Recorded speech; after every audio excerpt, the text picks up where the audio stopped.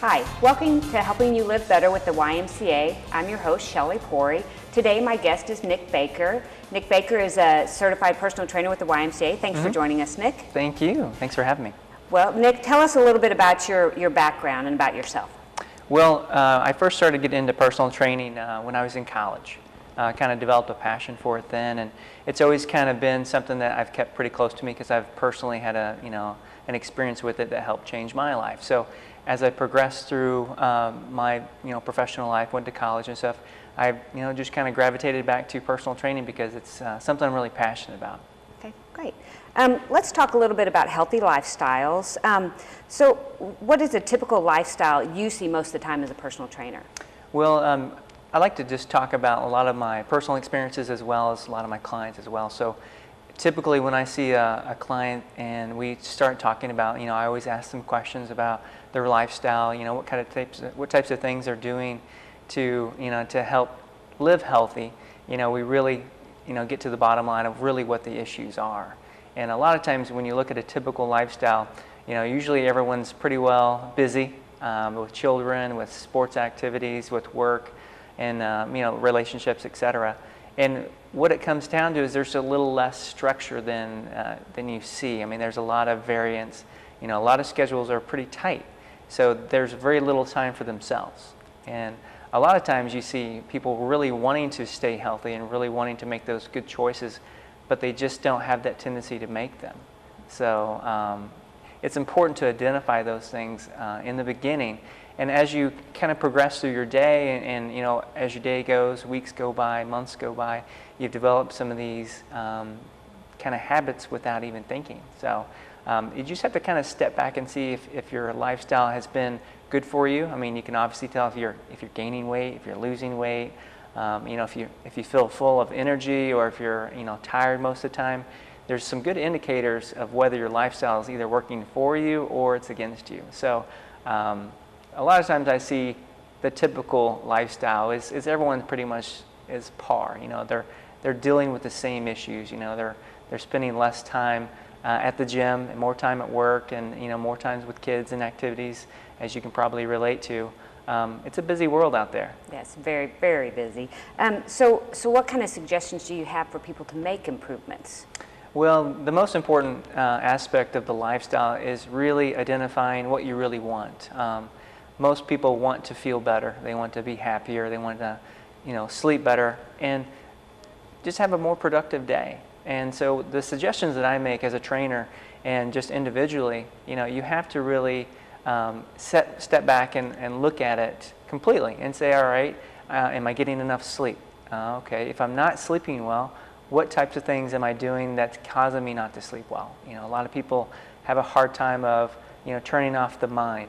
And they spend a lot of time thinking about things that they have to do, or their work-related activities, or their children's schedules, etc., and that finds themselves, up a lot of times without sleeping. And so, most importantly, you want to see, hey, do I have access to a health club or a gym, or am I including any activities in my day that's going to give me and my family a healthier option?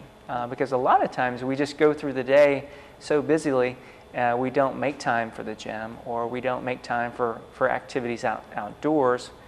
With the weather getting better, I'm encouraging all my clients to really, pick out some time after work and enjoy the weather. It's important. If you don't take time to enjoy the weather or to spend time on your own health, it's going to get away from you, and it's not fun trying to catch up after 2 to 3 years of a lifestyle that's been unhealthy. That's right. And I understand, I'm at the Y every day, and I sometimes have a hard time making that time to go into the fitness center and get a workout. So yes, I understand very much. Talk about routines a little bit. Why is it important to have a routine? Well, the routine is basically a combination of all your habits. And the routine is established, from the family, the schedules, etc.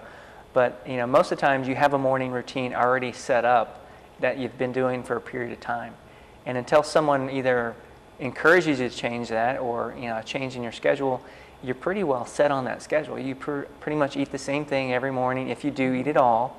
Most people are, wake up late, try to, get ready quickly and then, get the kids to school or whatever the case is.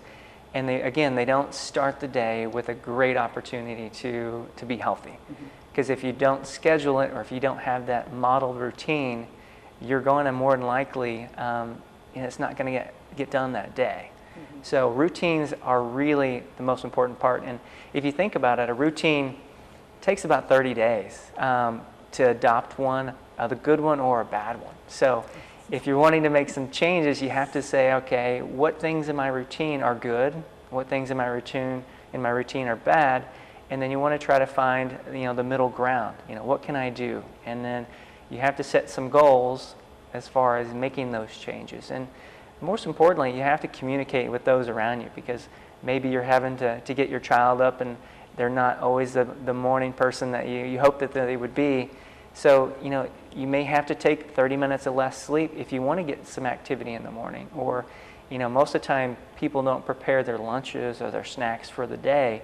So if you don't prepare that night before, maybe you're watching TV right before you go to bed, and then you wake up that next day and again, you didn't prep any meals and you're just hoping that you get a good meal that day or a healthy meal.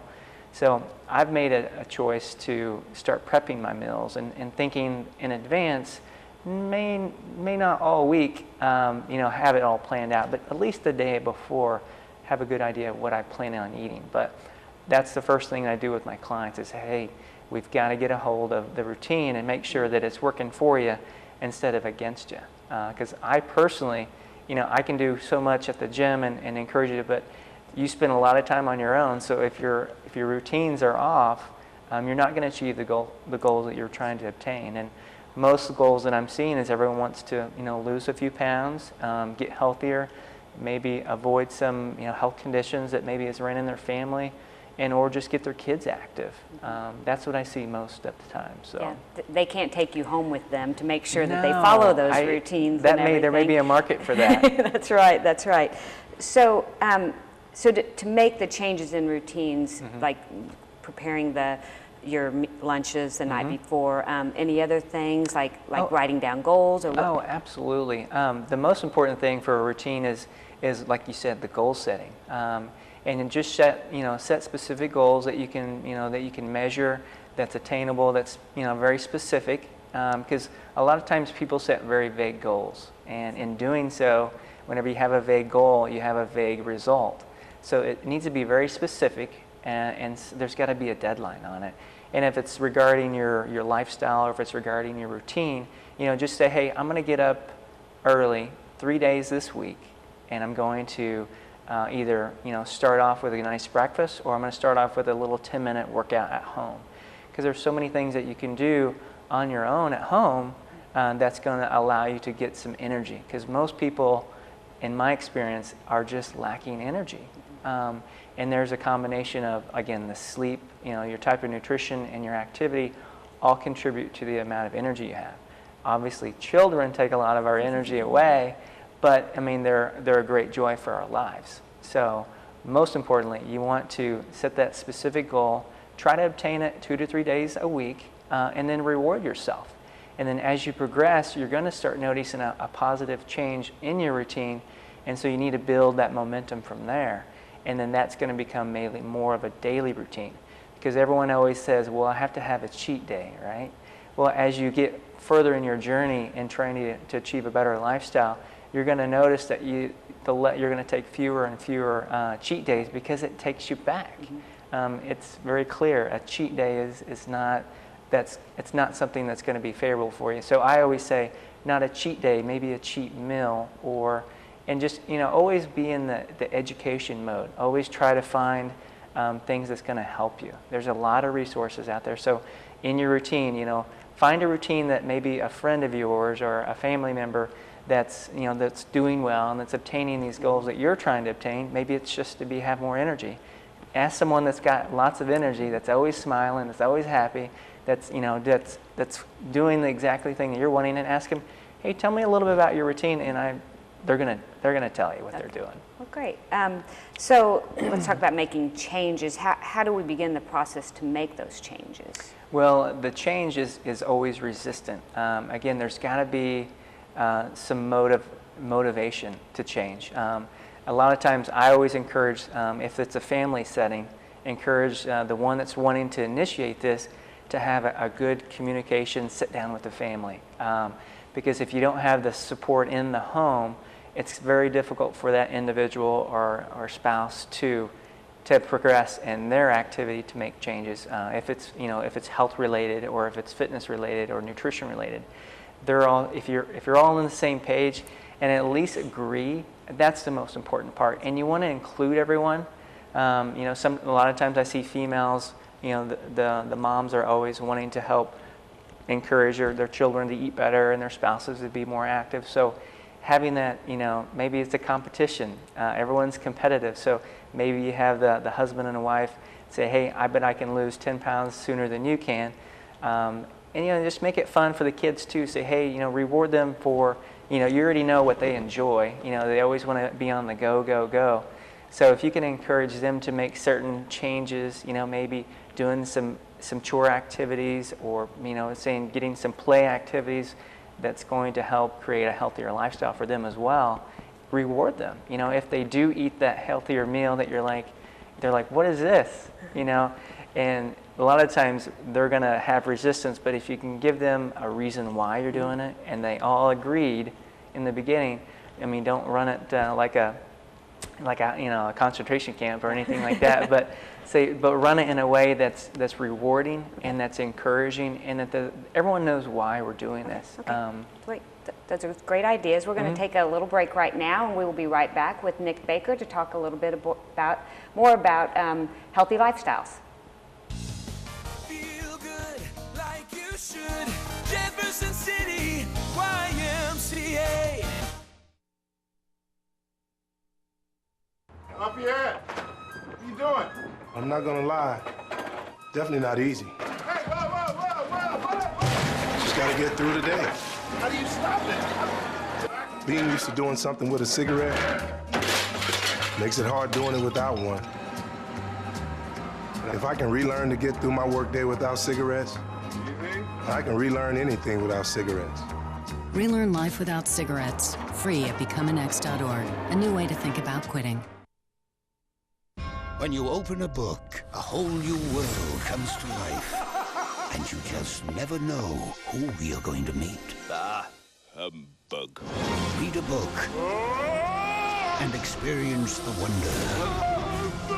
Discover the fun and become part of something magical. What's happening? To read A Christmas Carol and other books online, go to read.gov. Explore new worlds. Read.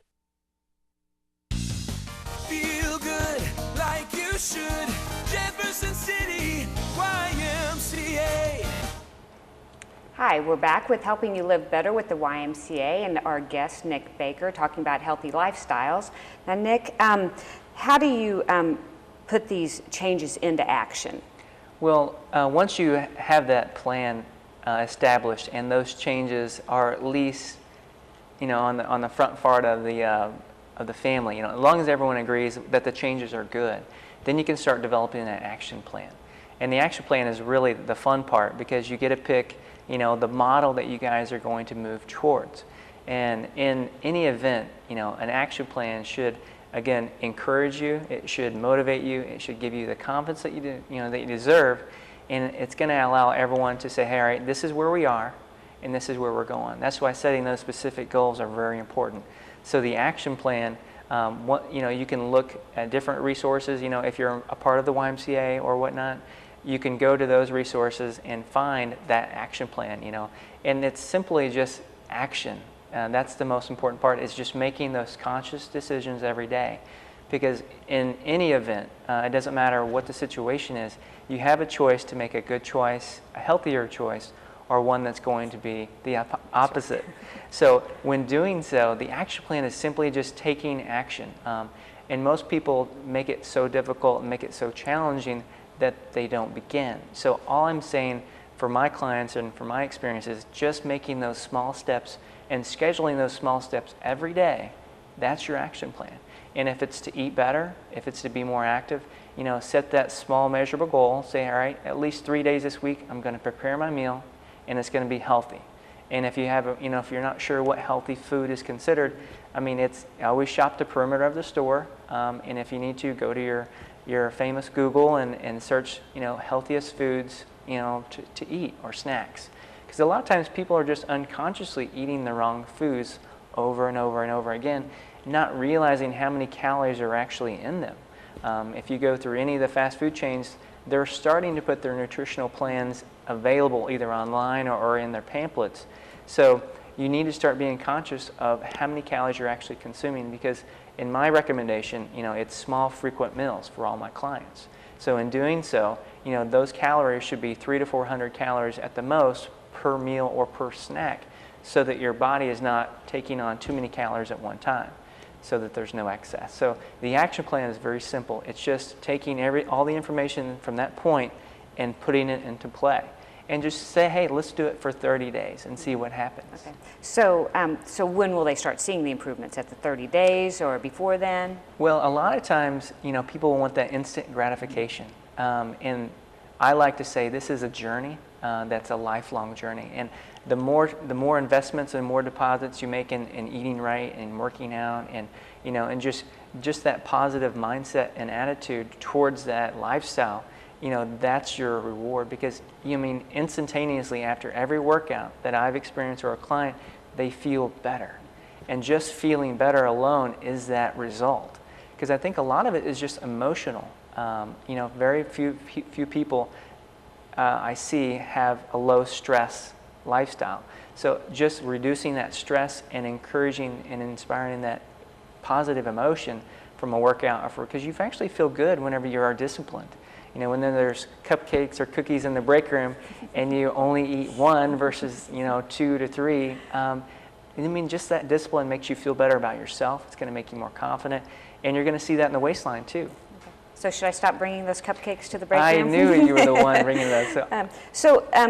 Let's talk about resources that are out there. So what resource do you suggest people use to help them on this journey? Well, it's a broad question, but I like it because there is so many great resources out there.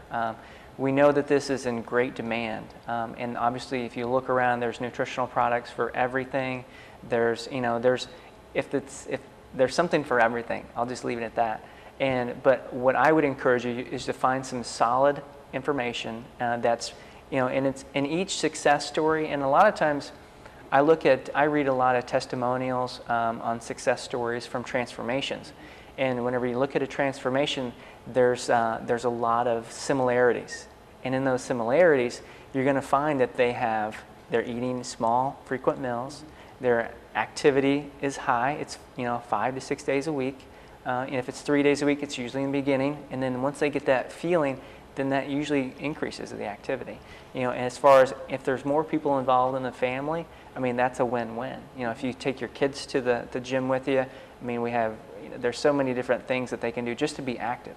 The main goal in any action plan would be to avoid excessive amounts of TV, overeating, over snacking, and then just staying up entirely too late, and you start the day tired. Because starting the day tired, if you haven't done it, it's horrible. You're just trying to struggle through the day, and you're drinking coffees and just trying to stay awake so that you're not sleeping on the job. So, well, how do you fit this into? We talked a little bit about busy schedules. So how do you fit all this into busy schedules? Well, you start small, and then once you develop some momentum, and then once you get those results start trickling in, you're going to start getting more motivated. Every time I see someone in the gym that has had a great success in getting their results, if it's is it physically or emotionally, it's a small process in the beginning, but once you get some momentum, your body starts working for you.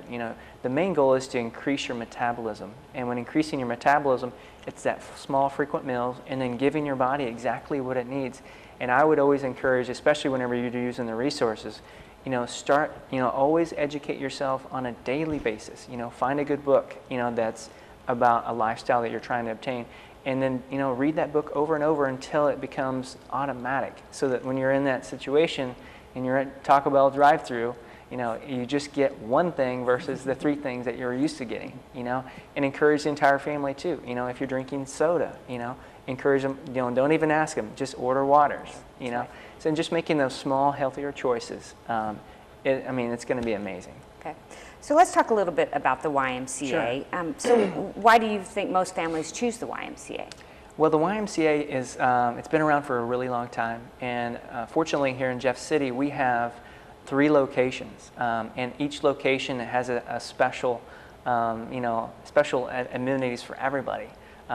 Each location that I like, it has the basketball courts or has the track, indoor track. So most families choose the YMCA because they can include their entire family, and it's a family-friendly environment. It's affordable. And it's a safe environment. The staff there, obviously, we have a passion for people, obviously. So, they have the fitness centers, they have the pools, they have the basketball courts, racquetball. I mean, those are great activities. And the families, it's exciting because if you do have small infant children, we have a place for childcare. Because I see a lot of females that have children, they're inactive because they're caring for the children, but at a certain age, they can come to the YMCA and we'll, watch them for free while they get a nice little workout. I mean, don't spend 2 to 3 hours at the gym, come in and get your hour in and then go home. And like I said, use this as a way, because the YMCA, you're going to have a hard time getting your kids to leave the Y versus, getting them to go. Right. Once they go and they start getting involved in some of the activities, if it's tennis or racquetball, or even, we have kids in weights, so the kids can actually learn about working out and about some of the nutrition things and stuff like that. So they're going to benefit from it, you're going to benefit from it, so everyone involved benefits. The only one that doesn't benefit is those who don't go. That's right. So a couple times we've mentioned busy schedules. Sure. And so what's the best way for someone to get the most out of their membership? Well, to get the most out of your membership, you have to schedule your activities. You need to really just educate yourself about, go to our website, look at all the activities for the kids, because there's always a recreational, there's always, soccer or t-ball or something like of that nature, or basketball. And get your kids involved. If they're not athletic yet, they're going to love it because it's a team thing. As long as they're with other kids, they're going to have fun. And you're going to have fun as well because you're getting your kids active. Because they're not home, on the TV and stuff like that. So, you're gonna enjoy it too because you're gonna have the opportunity to go and to work out. We have group exercise that people can do as well, and all of our rates are very affordable. So there's nothing that's going to be, there's no negatives to not, to the gym. Obviously, that's why I'm there. Yeah. Well, let's talk a little bit about you then. So tell us why you became a personal trainer. Well, honestly, why I chose the YMCA, I've been personal training myself for such a long time. It started at 15 is when I first started working out and had that personal experience. And as I progressed through learning and educating myself, I spent 4 years while I was in college training and working for a gym as well. So I knew that if I kept putting that into my life, I would have a different outcome because I didn't grow up in a family-friendly environment where it was healthy and environment. So I was overweight just from not being educated. So developing that passion because I still, some of my family are still struggling with weight and stuff like that. So, it's inspiring for me because if you can change one person's life, you don't necessarily just change one person, you change the people behind them because over and over again I see every time someone makes a change within the family, they become an influence in their family. So it's a domino effect, just like mine. I mean, my kids love to work out, and people around me know that I enjoy working out because it's personal, and that's the way we should live. Our bodies are built to be strong and healthy. We're not a sick population that's weak.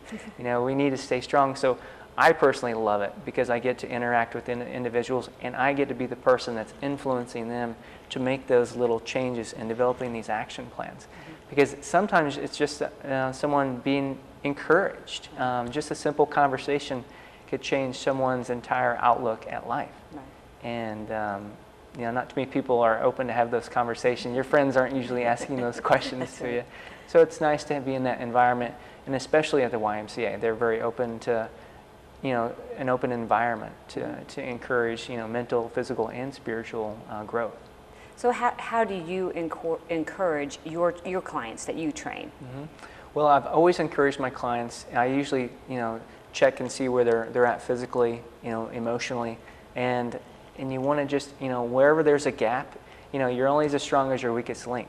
So if you've already got some habits of working out, but you struggle with food, we've got to really spend an influence on food too. So if they're coming to the gym and that's okay, but they're eating poorly, it's kind of a wash. You can't do one without the other and achieve those results.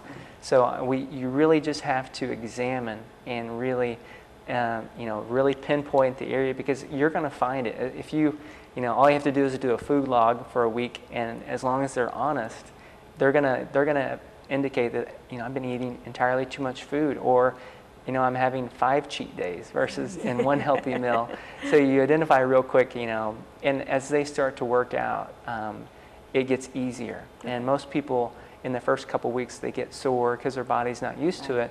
But once they understand that the soreness is a signal telling your body that, hey, this is strengthening us because your muscles are getting worked. Okay. We need to wrap up pretty soon. Can you give us some last words of encouragement for our viewers? Well, I would always say start today. You can always put it off until tomorrow, but tomorrow isn't going to help. As long as you take those small, simple steps every single day. And if you need to put a reminder on your phone or on your computer or laptop, you always need to surround yourself with positive, encouraging words, because that's what's going to happen. Because if you can change your self-talk, which is, be confident and give yourself some room to have fun.